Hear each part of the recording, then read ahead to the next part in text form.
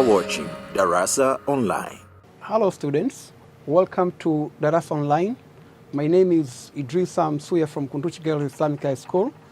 I'm here to teach you History Paper 2, and we are proceeding from where we stopped last time, and we are still moving on with our topic, Threat to World Peace. My dear students, if you remember, last time we had a discussion on this subtopic, Cold War, and we discussed the introduction to Cold War.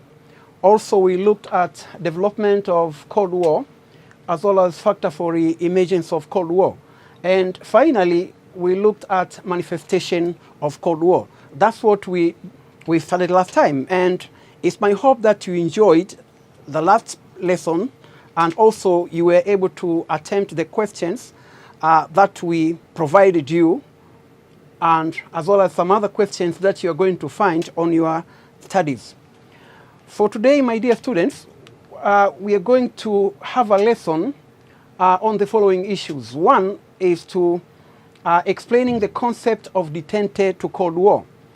Second, to know the meaning of nuclear arm race. And the third is to look at the historical background of Cuban Missile Crisis. My dear students, this is what we are going to discuss for the topic of today. Remember, I told you we are still moving on with our topic of threat to world peace.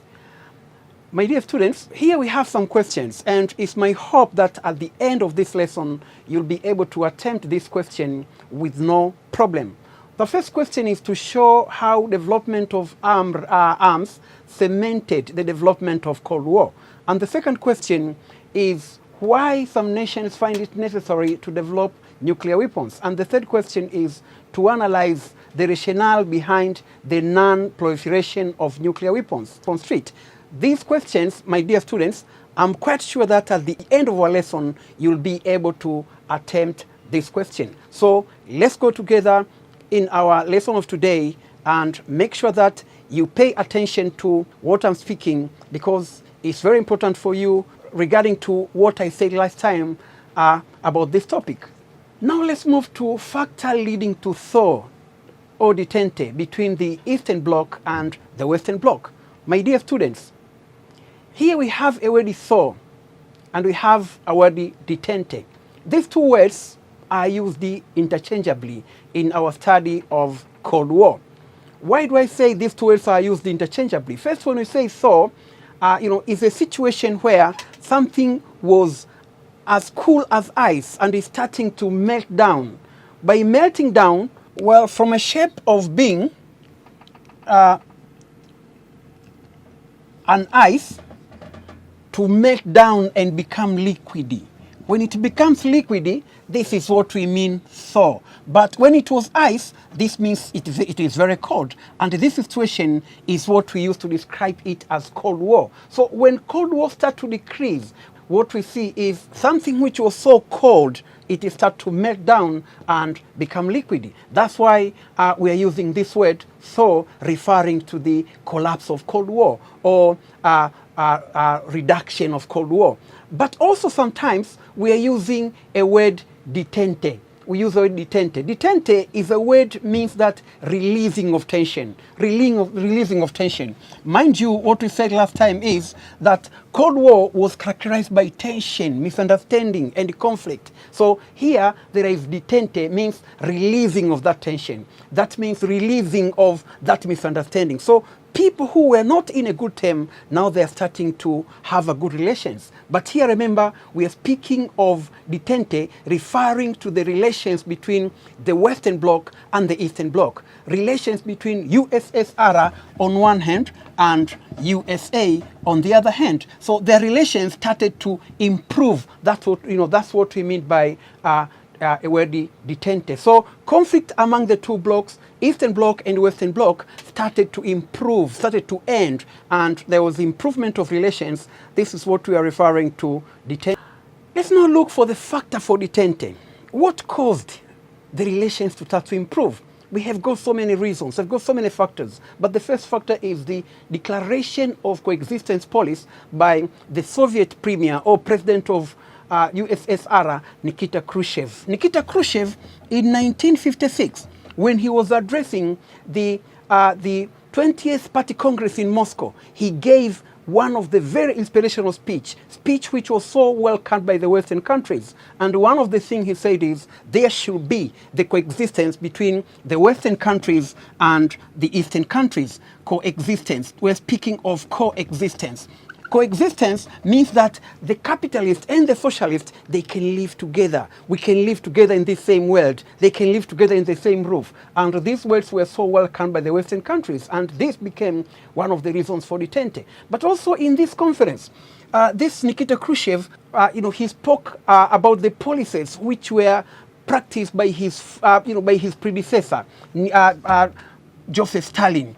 In fact, he condemned Joseph Stalin, that Stalin was so harsh, and the Russian people have suffered a lot because of the policies of Stalin. And remember, the Western countries, the capitalist countries, always, they were not in a good term with Stalin. Among the people they hated in USSR was Joseph Stalin, because just like Harry Truman, Joseph Stalin also wanted to expand Soviet Union to become one of the biggest country, but also to export socialism all over the world. So this man's speech was so highly welcomed. But remember what I said earlier in the previous period. Even though these people, Nikita Khrushchev was welcomed by the Western countries, but he came into conflict with the Chinese. The Chinese were not happy with what Nikita Khrushchev have done. So, by giving these words which were so nice to the Western countries led by United States of America, then that tension, misunderstanding, and conflict which has been existing ever since, it was somehow released. So that is the first point. The second point is the establishment of hotline telephone link, hotline telephone and teletype link from White House and Washington. That means if there is any problem, then the President of the United States can just ring from the White House, and the President of USSR can pick the phone in Kremlin in Moscow. This, remember, was introduced because of what happened earlier during the Cuban Missile Crisis, where the world was about to go into a nuclear war. So they realized that they can go to war because of miscalculation, because of misinformation. So they realized that it's better to establish a direct relation. So if there is any problem, they can be able to talk to each other in a very good way, a very good term, and end that problem as soon as possible. So this was also a good thing. Remember, these people were not talking to each other, but for the first time, they established a hotline telephone link that which made them to talk to each other oftenly. So that also was a sign that Cold War is now going to an end.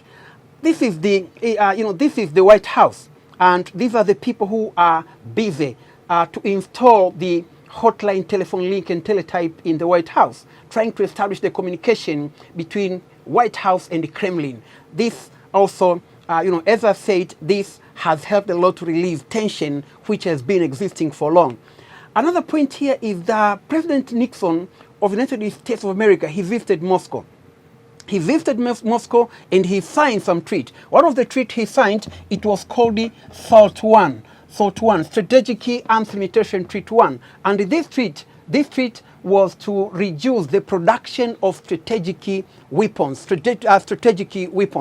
Here we are talking of the anti-missiles. They have to reduce the production of anti-missiles. And they signed treaty with President of USSR, Leonid Brezhnev. So that was so good, and it was so welcomed by the world, because you can see, as I said earlier, these people are not talking to each other. But for the first time, the President of the United States had visited in Moscow, and now, as you can see, speaking with the President of USSR, Leonid Brezhnev. That was a good thing. And later, Brezhnev also visited United States of America. So that was a good sign to show that Cold War is now coming to an end.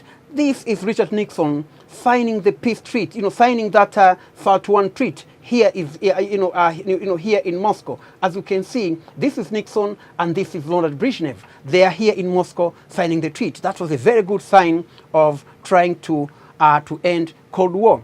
Another factor which also led to the detente or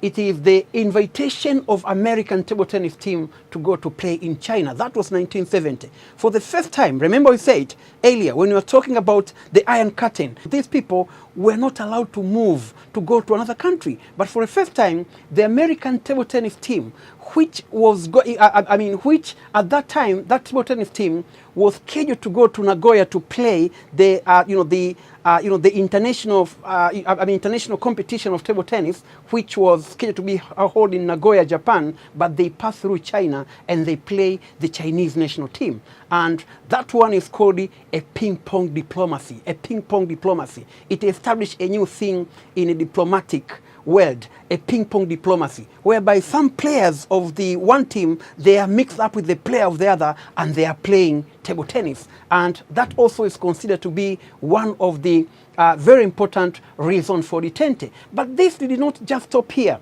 Remember, what came next here was the visit of the Chief Security Advisor of the United States, who is called Dr. Henry Kissinger. He visited in China in 1971. And some few years later, China was given her seat in United Nations. Remember, her seat ever since the revolution, it was held by Taiwan. But then China was given her seat back in United Nations after United States agreed for China to be given that seat. But remember, the visit of the visit of Henry Kissinger and this team, it has also to some extent bridged the relations between USSR and China, because China later realized that they realized that they have to approach America after the after the split with Soviet Union.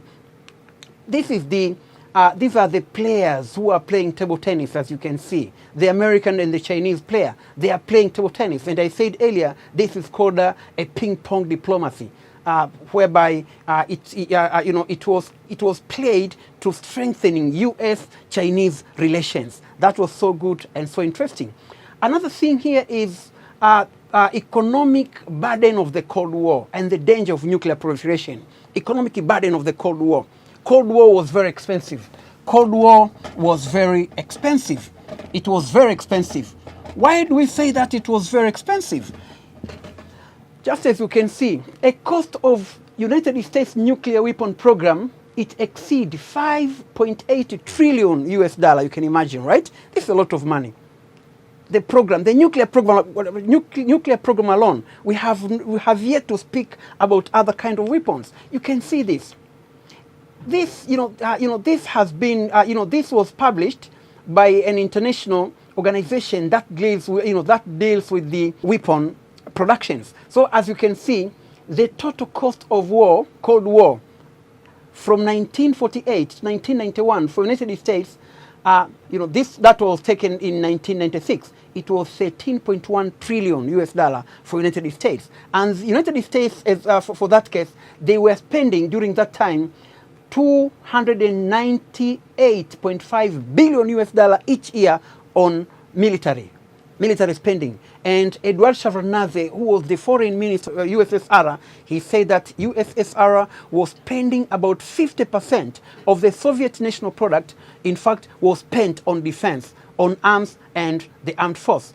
So a lot of money has been always spent in military budget. So they realize that they have to stop the spending in military. And the best way they can do it is for them at least to stop the Cold War. It is for them to stop the Cold War because, as I said earlier, Cold War was associated with armament, was associated with arm race. So they have to reduce the spending of money to produce weapons so that that money can be spent in other economic activities and improve social services of their people, and so on and so forth. This was especially for Soviet Union, whereby people of Soviet Union were suffering of shortage of supplies and so on, but their country was spending a lot of money in production of weapons and expansion of their military forces.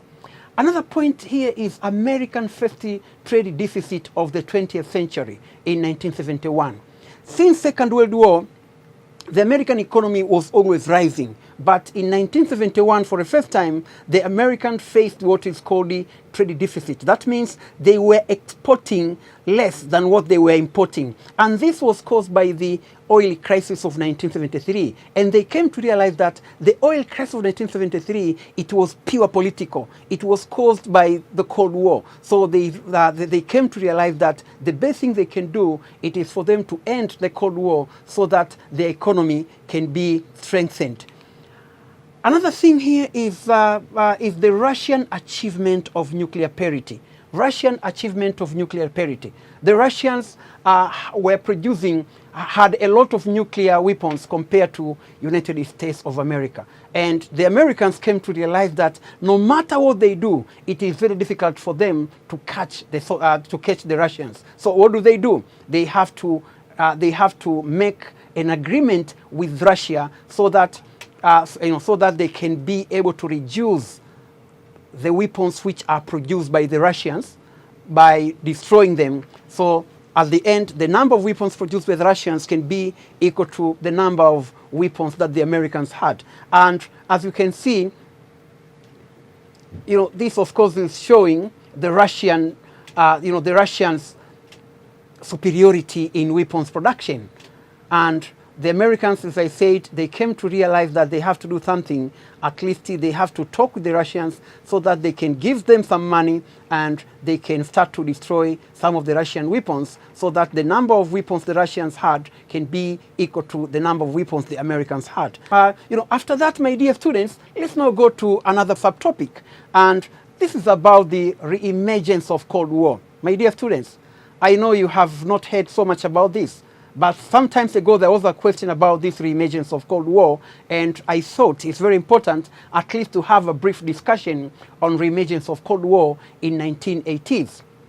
When it was believed that Cold War is over, everyone believed that Cold War is over, especially based on the reasons I have given you. For instance, we spoke about the coexistence policy. We spoke about the visit of Richard Nixon to Moscow. Also, Brezhnev, we went to Washington. Also, we spoke about other things like, the Ping-Pong Diplomacy and so on. And everyone believed that Cold War is now officially over. But, my dear students, it wasn't over. It wasn't over because in 1980s, there was the reemergence of Cold War. And this was basically caused by some reasons. Let's first see. And this cartoon from the Times magazine, it shows the suspicious during the detente. That even though we spoke about the detente and these leaders were meeting, talking, discussing, signing some treaties to end the Cold War, but as you can see, this is the America. Let's assume this is the American president and this is the Soviet Union president. The American president came to shake hands with the USSR president, but as you can see, this hand is not chained, but the Soviet Union hands is chained. And here, as you can see, in one hand it is Soviet, and in the other hand it is people. That means the leaders of Soviet Union, they came into negotiation, they came into discussion, they came to meet the Americans during their peace talk without the consent of their people. That's why you can see there is a separation between the people and the Soviets. That means the people were chained by the government. There was no freedom, and probably this explains why later Soviet Union had to collapse, because people have to demand for their freedom and so on. So this, of course, is trying to show that what has been agreed, it was the people of America and the government of Soviet Union, but not the people of Soviet Union. So probably this is why now we're speaking of reemergence of Cold War. The first reason for reemergence of Cold War, my dear students, is the Soviet invasion in Afghanistan in 1978. There was Soviet invasion in Afghanistan in 1979. They invaded in Afghanistan in 1979. And this invasion was made by the Soviet Union because they wanted to put into power a communist president who was called Najibullah. And they succeeded. But there were some group of Muslims, the Mujahideen, they did not agree. They started the fight against the Soviet. And that war has taken some years until 1989. So it lasted for 10 years. This war has worsened the relationship between USSR and United States of America. Why? Because when the Americans believed that Cold War is over, then the Soviets invaded Afghanistan. That means they were still embarking on their policies of expansionism, trying to expand and conquer some more territories. And this was not received well by the Americans, and it is part of the beginning of Cold War. My dear students, this is the Mujahideen fighters, the guerrilla fighters in Afghanistan, who are preparing to fight the Russian army. Remember, later Russian army was defeated, but the Russians believed that they were not defeated by these guerrillas, but rather they were defeated by the Americans, who were supplying weapons, and weapons and some technical assistance to these guerrillas. And so the Americans later were defeated. And it was very strange that how comes a powerful nation like USSR is to be defeated by the Afghan guerrillas, as you can see. So that is another point. Let's now go to another point for the reemergence of Cold War, rapid expansion of Soviet Union nuclear capability. Of course, we said earlier that Soviet Union nuclear capability was expanding very fast compared to United States. And United States, then, they believed that no matter what they do, they cannot catch up the Soviet success. And this is the example of Soviet Union nuclear capability. Just look at the weapons, the total number of weapons Soviet had. 15,104 compared to the Americans' weapons, which were 9,402. There is a very big difference there, as you can see. And the Americans came to realize that no matter what they do, they cannot catch up what the Russian had been so far. So the only thing they can do, therefore, it is for them to come to negotiation table, talk with the Russians, so that at least they can convince the Russians to reduce the number of their nuclear warhead, the number of their missiles, so that long range, medium range, or short range, and so on and so forth. Another point here, which also led to the reemergence of Cold War, is the hostage crisis in Iran after U.S. embassy in Tehran was overrun by the Islamic militant. In 1979, there was revolution in Iran, revolution which ousted the Mohammad Reza Shah, who was supported by United States of America. After he was overthrown, Shah, he ran away to live in exile in United States of America. And the Iranian people wanted USA to return Shah so that he can face some trial. And the Americans refused. As a result, some group of students, they went to the US embassy in Tehran, and they took hostage some of the United States diplomats and some other people who were in the US embassy, and those people were held hostage for 444 days. That means from 1979 to January 1981. So you can imagine. But how this one is related to the reemergence of Cold War, because as you can see, it is only Iran against USA. How this one is related to the emergence of Cold War? After those people were taken hostage, United States tried to rescue those people by force. So they sent their,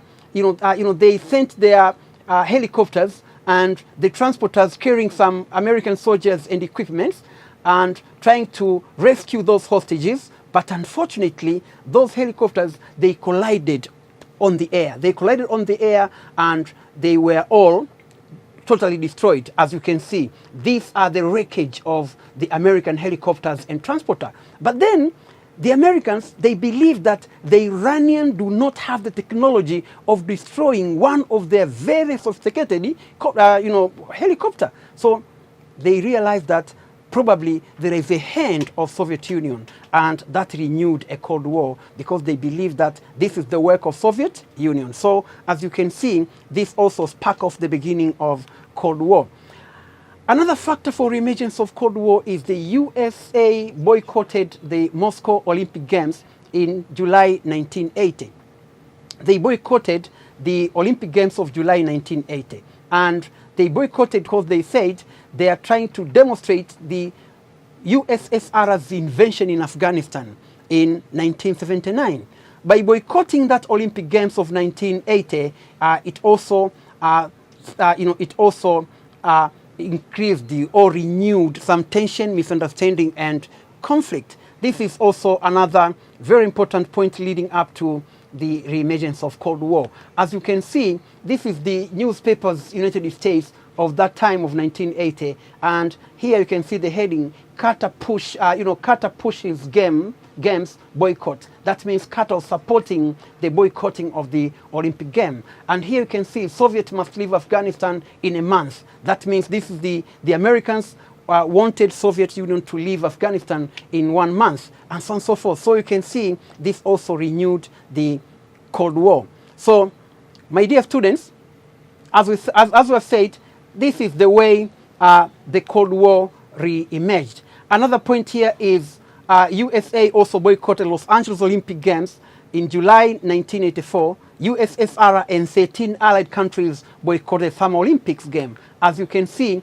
these are the countries which boycotted. In Africa, there were 3 countries. There was Angola, there was Ethiopia, there was Egypt, and this is Yemen, and almost all East European countries boycotted the games. In fact, there were more than 13 countries which boycotted the Los Angeles Olympic Games as a retaliation to what happened in 1980 in the Moscow Olympic Games. Talking about factors for emergence of Cold War, and now we are going to look at the Nicaragua Socialist Revolution by Sandinistas in 1979. In 1979, there was a revolution that took place in Nicaragua, and this Nicaragua is a country which is found in Central America. In fact, it's very close to the United States, only divided by Mexico before we reach the United States. So, to the Americans, it was very, very dangerous for this country to become socialist, as it was to Cuba. So, they feared that by Nicaragua becoming a socialist country, then it means there is the possibility of socialism to spread in the Western Hemisphere, something which was not good for the Americans. So the Americans opposed this revolution, and remember, they had supported the president who has been overthrown in Nicaragua, dictator Anastasio Somoza. And after he was overthrown, he went to live in exile in the United States of America. And the Americans, they formed a group of the rebels, which was called the Contra, The Contra, we are fighting against the government of Sandinistas, and they used to blow hospitals, they used to blow industries, and so on and so forth. And this was supported by the Americans, and it was also aided by CIA. But unfortunately, the Contra, in spite of being given everything by the United States, they could not able to overthrow the Sandinistas. So again, the Americans, USA, had to point their finger to Soviet Union, that they could not be able to overthrow this government from a very small country because USSR is having a hand on this revolution and is supplying them with some weapons and technical assistance. So this also has worsened the relationship between USA and USSR. Here, as you can see, this is the people of Nicaragua who were celebrating the victories after they had overthrown dictator Anastasio Somoza in 1979. But remember, a short while after this, they had to face one of the very deadly war which was fought between the Sandinistas and the Contra, who were the rebels supported by United States of America. This is the way Cold War has been renewed. Another thing which also we can refer to as what led to the reemergence of Cold War, it is this Reagan Doctrine, a doctrine which was issued by President Ronald Reagan in 1985. This Reagan Doctrine was issued to express the American foreign policy, and it had a lot of things, but we are concentrating only on one thing, and that is the way it dealt with communism. In fact, this doctrine has said very openly that they want to roll back the communist state. To roll back the communist state, it means to make sure that the communist states are going down. And he went far by declaring those countries which were communist, including USSR, that they are evil empire. They are evil empire. So you can imagine, my dear students, you cannot live with an evil. And the Americans, they are calling the socialist countries the evil empire. That means they have to be destroyed. And that United States is going to use whatever it can to make sure that they destroy communism. And this can be proved by this. This is the Reagan Doctrine, as you can see. And this is the President Ronald Reagan of the United States of America. After coming to power, he introduced this doctrine, and among other things, it used to have anti-communist approach that guided policies. That is one of the very major things which were included in this doctrine of Reagan, aimed at stopping spread of communism in the world. US military forces and money will undermine communism, and direct military, economic, and political pressure to strain Soviet Union. So he said openly he wants to destroy Soviet Union by using direct military, economic, or even political measures. So this is the Reagan doctrine.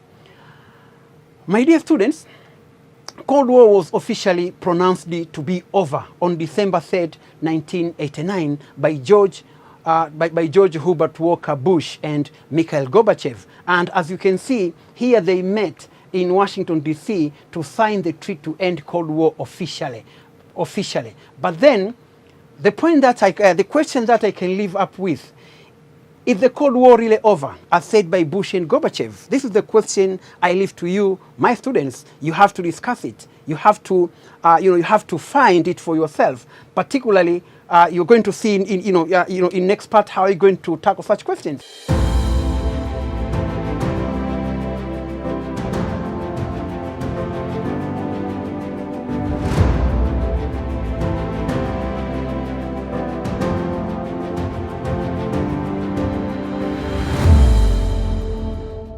Let's now move to another subtopic in this topic of the threat to world peace in the world after Second World War.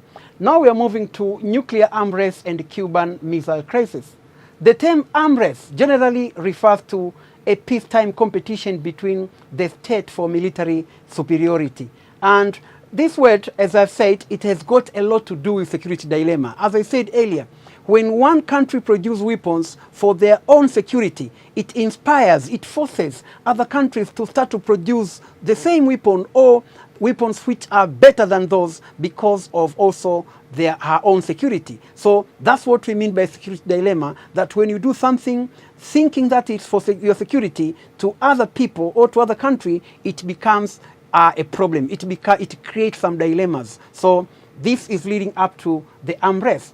My dear students, as you can see, these are the examples of dangerous weapons that we know. These are the examples of Russian missiles, as you can see. So when we speak of the arms race, we are talking of the competition of production of weapons, particularly during the peacetime. Countries are concentrating in producing weapons. But most important here, we are talking of weapons of mass destruction, the WMD. This is what countries are concentrating to produce, and that can include the missiles, can include the warplanes, can include the submarines and nuclear weapons, hydrogen weapons, biological weapons and chemical weapons, and so on and so forth.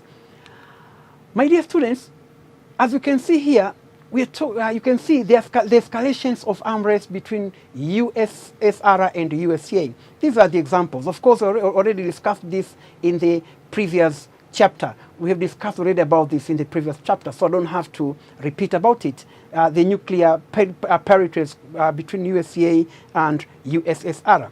My dear students, here we have the disadvantage of proliferation of nuclear weapons.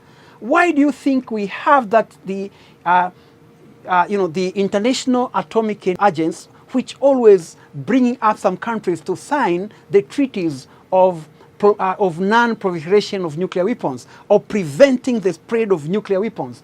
This is because there are some disadvantages. The first disadvantage of developing nuclear weapon, first is that the high cost of building and maintenance. High cost of building and maintenance. It's very, very expensive to build a nuclear weapons. I said earlier, for instance, when we were discussing in the previous chapter, of course, we said that United States of America, USA, they have used the 5.8 trillion US dollar to develop their nuclear program. So how, this money which is so huge, if this money had been invested in development of human being, it could have bring a lot of changes to the human society. But that money was used in developing nuclear weapons, as you can see. And the cost of, high cost of building and maintaining nuclear weapons, as I've said, it cost these countries a lot. Soviet Union, for instance,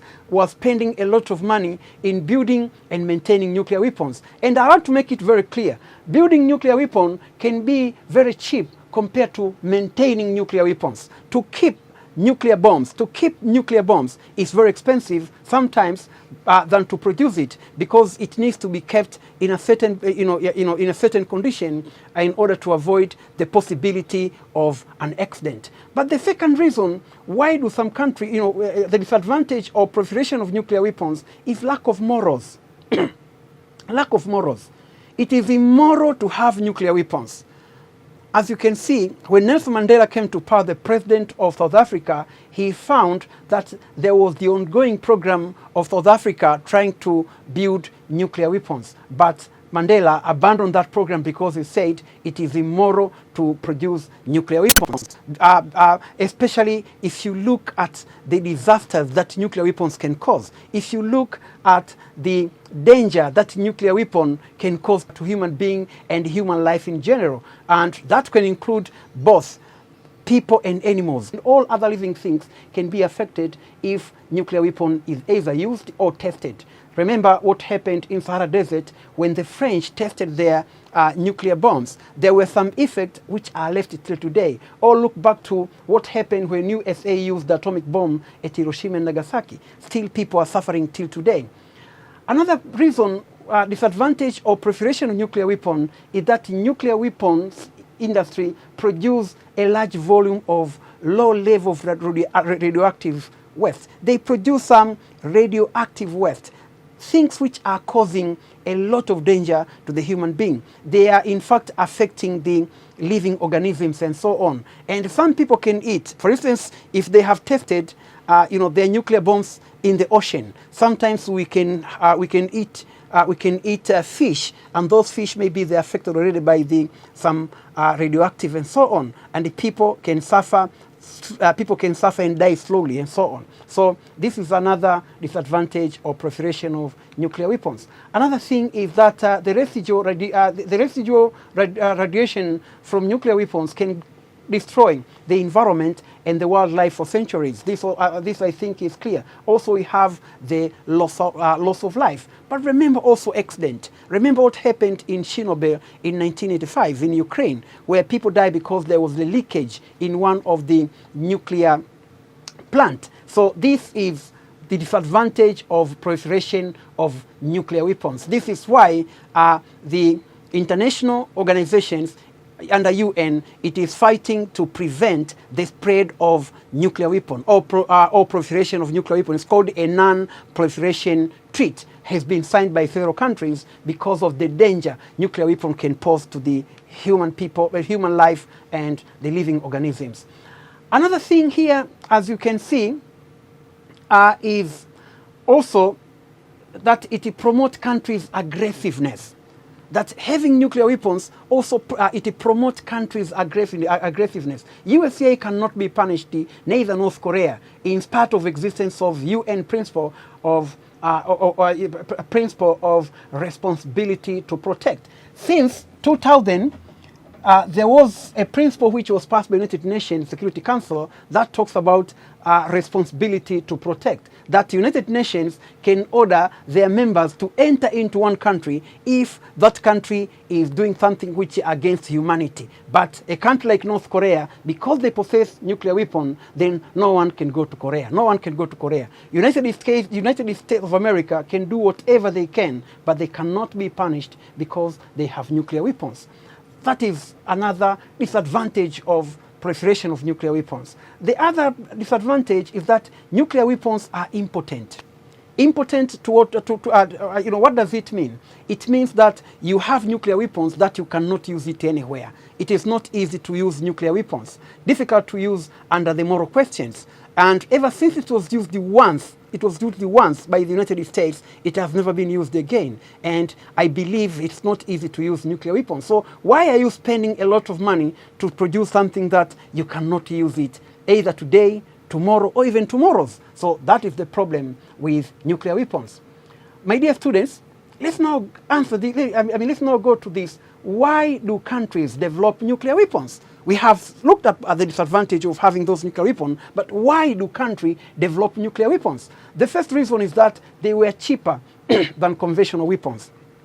By conventional weapons here, we are referring to those small arms which are used day to day, small arms which are always used. We are talking of the guns, we are talking of the bombs, the grenades, we are talking of the landmines and so on. So nuclear weapon is cheaper than, of course I know you'll be surprised because I already said that it's very expensive to build, right? But once you spend a lot of money to build one nuclear bomb and you have it, you are not going to, you will not be forced then to have other small arms because one nuclear bomb you have is enough to finish the war if you want to use it. So for that case, it is cheaper to develop, it is cheaper to have one bomb of one nuclear bomb than having conventional weapons, because here you'll have to pay the large army, you'll have to have a lot of equipment, but in nuclear bomb, only one bomb is enough. As you can see, Korea, North Korea, because they have nuclear bomb, they have never gone to war. But other countries, they have gone to war several times because they don't have nuclear bombs. Another point here is nuclear weapons would act as a deterrent. Deterrent means that they can act, deterrent means that you can use nuclear weapon to deter your enemy. Deterrent. To deter your enemy. To terrify your enemy. Because if you have the nuclear bombs, then no one can attack you. You cannot be attacked if you have nuclear bombs. You can make some reference to two political scientists, one called John Mayer Schemer and Kenneth Waltz. Kenneth Waltz, in one of his articles, he said more nuclear, more nuclear is better, that he suggests for many countries to have nuclear bombs, because if they have nuclear bombs, that will mean security will be, security will be maintained in the world, because no country can attack another as long as all they have got nuclear bomb. John Mayer Schemer, he was saying that Iran should acquire a nuclear bomb. Why? Because that will bring stability in the Middle East. So you can see some people say that having nuclear bombs is very important, because if you have just one nuclear bomb, you cannot be attacked. But you can also take the example of India and Pakistan. India and Pakistan, these two countries were traditional enemies, and they have fought against each other more than 4 times since since they got their independence, India and Pakistan. But India discovered their first nuclear bomb in 1974, and the Pakistan were not happy. They have to struggle day and night and discover their bomb in 1998, as you can see. Why? Because they are traditional enemies. So the discoveries which was made by India, it means Pakistan will turn to become a victim. So the only way Pakistan can be able to create a balance of power, it is for them to discover a nuclear bomb.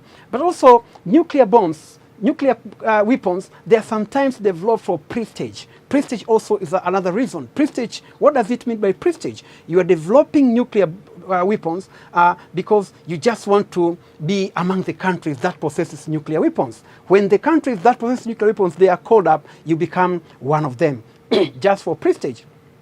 But another point is, in order to maintain balance of power. Balance of power, as I said earlier, if you have nuclear bombs, one has nuclear bombs, the other has nuclear bombs, then you will not be intimidating each other. There is what we call mutual assured destruction, MAD, mutual assured destruction. That means that if you attack me, I can attack you as well. So we can just destroy each other. This is what they call MAD. So that's why you can come to this point that sometimes they are developed for defensive purpose. Mutual assured destruction.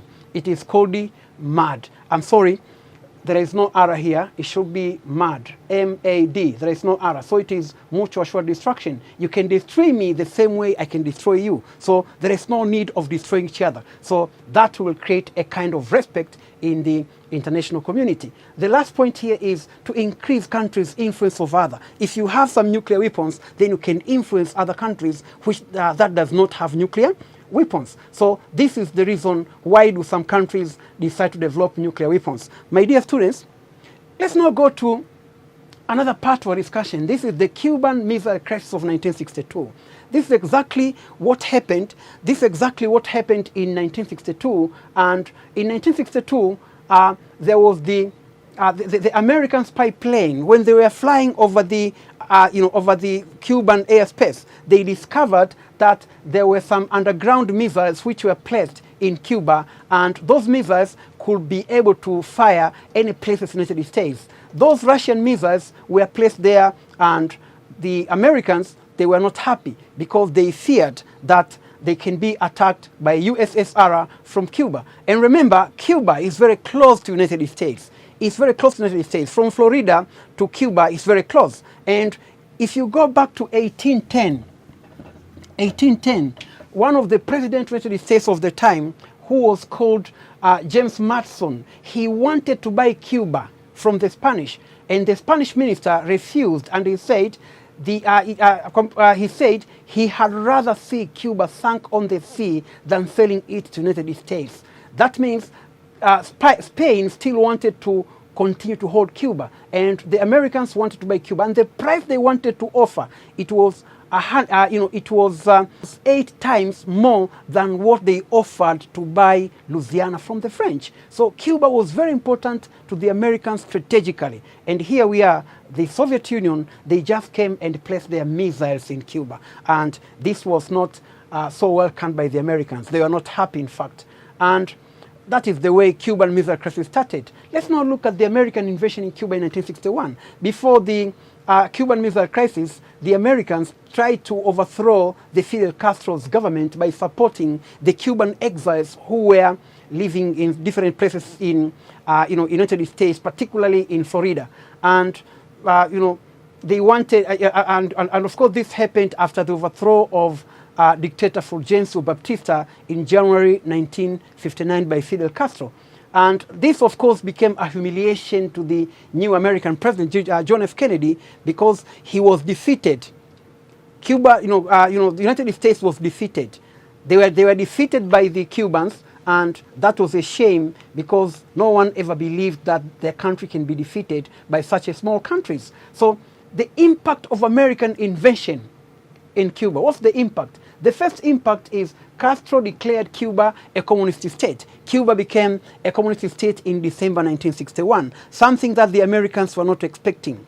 And they did not only declare that Cuba is a communist state, but they also asked the help from the Americans. From the USSR. So they officially declared that now they are establishing relations with USSR. Relation in terms of military relations. That means military relations and economic relations and so on and so forth. And the second impact is that Khrushchev agreed to provide arms and announced publicly in September 1961 that USSR is going to help Cuba. It's going to defend and help Cuba. That was September 1961. Another impact, American defeat has created fear of the spread of communism throughout the region. People had fear that communism is going to spread to the Western Hemisphere. Remember, among the areas that United States had always kept very careful not to allow the enemies to approach, it was in the Western Hemisphere. They did not even allow the Western European countries to come and recolonize the Western Hemisphere. That means South America, Central America, and North America. But here, communism has been brought at home here in Cuba, which of course I said is very close to the United States of America, just some few miles from Florida. So that was a very, very clear message to the American leaders and the president in particular, John F. Kennedy, that the enemy is now at the doorstep. So that is also another impact. Another impact here is that United States introduced economic blockade and the sanctions toward Cuba ever since. They introduced economic blockade. That means there was no trade ever since between Cuba and United States. There was no any American investment which has to be taken to Cuba. There was no, the Cuban people, that especially the communist leaders, were not allowed to come except if those people are coming to the United Nations, for the conferences of, also. So there was no economic relations ever since between Cuba and the United States. There was economic blockade and sanctions toward Cuba ever since till today. And another thing is the Cuban Missile Crisis in 1962. Because of what happened in 1961, then the Russians later, as was seen already, they came to place their missiles in Cuba in 1962. And this is the Cuban Missile Crisis. Of course, I have already explained about it. But in September 1962, Soviet Union, Nikita Khrushchev secretly started to send nuclear missiles to Cuba, and Kennedy wanted not to put nuclear missiles in Cuba.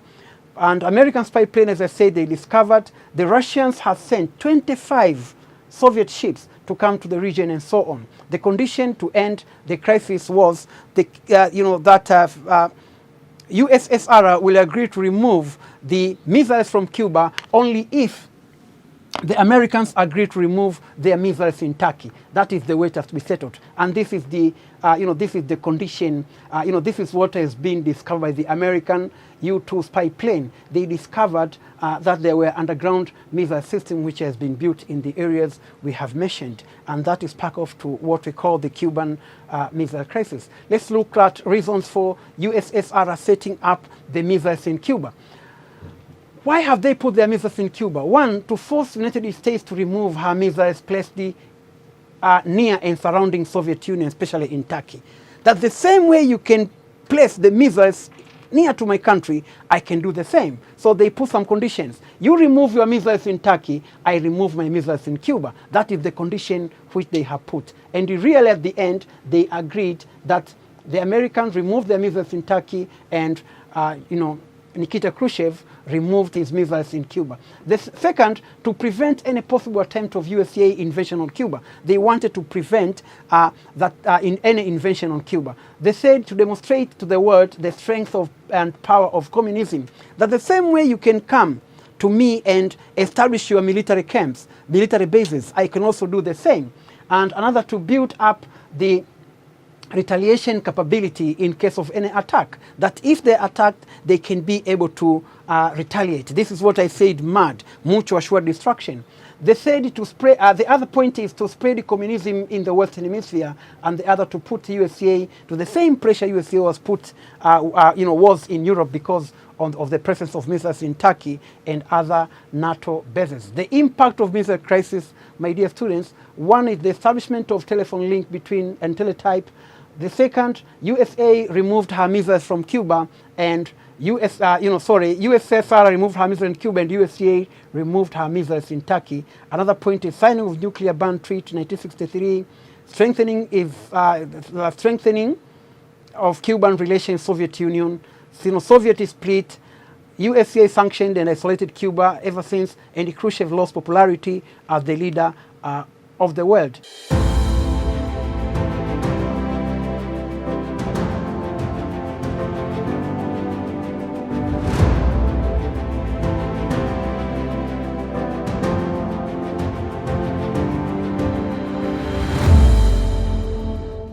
Welcome back, my students. Remember in the beginning, my dear students, I gave you some questions. And now I believe that after what we have gone through, you can attempt these questions. You can attempt these questions very well and very good. And so I believe that you'll find these questions very simple and interesting. The first question, show how the development of development of arms, this is supposed to be development of arms, cemented the development of Cold War. How the development of arms cemented the development of Cold War. Here we have got two things. We have got development of arms. Arms means weapon. How has it cemented development of Cold War? That means Cold War was there. But then how development of arms has increased have speeded up development of Cold War. My dear students, this question is very simple. This question is very simple for a fact that if you look back to what we have discussed so far, one thing here is very obvious and very important. Here, for instance, we spoke about arm race. We spoke about arm race. And of course, here you're supposed to link the arm race with development of Cold War. We have two things, remember, in development of Cold War. we have got, first of all, we have got the Cold War itself, that means the causes, and we have got the manifestation of Cold War. So you can see that when you look at this, you can take everything which is related to development of arms, the arm race, how has it contributed to development of Cold War? For instance, you can start to think of one thing, the discoveries of atomic bomb, which was discovered by the Americans and used against the Japanese city of Hiroshima and Nagasaki. That is the arms. That is development of arms. And how this one has contributed to development, has cemented the development of Cold War.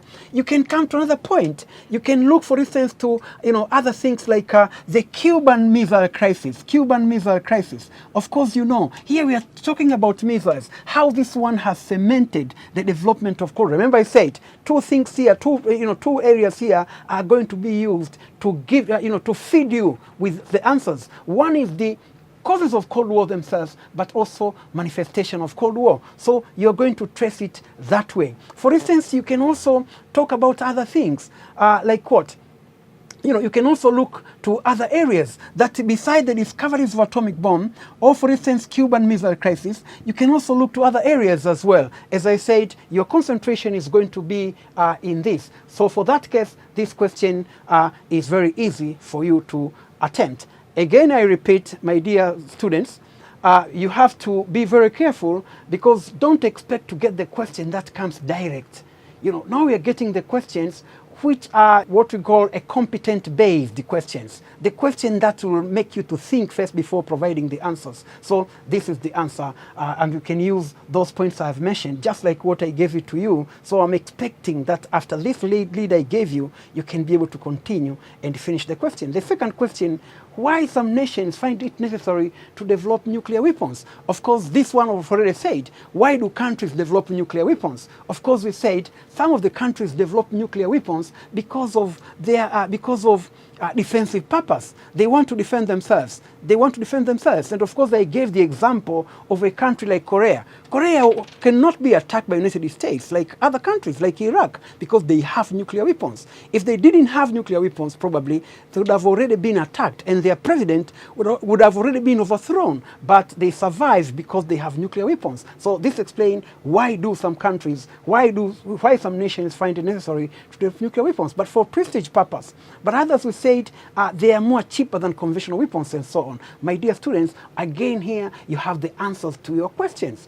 So that's very interesting. That's very interesting, because everything that has been asked here, we have already covered very well and thoroughly. So question number 3, analyze the rationale behind non-proliferation of nuclear weapons. Already we said there is international non-proliferation treaty, which is under the umbrella of the United Nations.